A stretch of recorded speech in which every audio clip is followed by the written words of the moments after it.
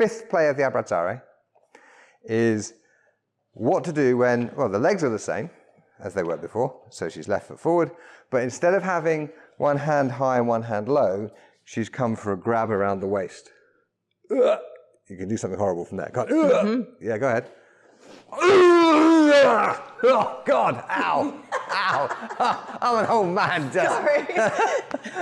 Yeah, that's horrible. That was great, do it again.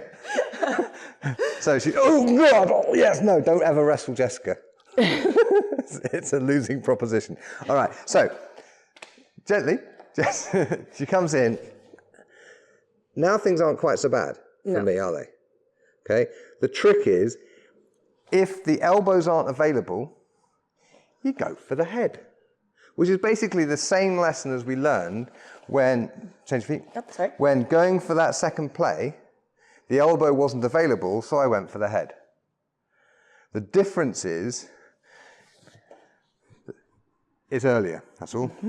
And because it's earlier, I'm closer, and I'm going to move her in the direction where she doesn't have a leg. So my hands are doing what they were doing before, but the targets are different. So I'm grabbing the hip, just above the hip, there's a nice little place you can put your fingers in there, and gentle pressure on the jaw, and I'm going where she doesn't have a leg.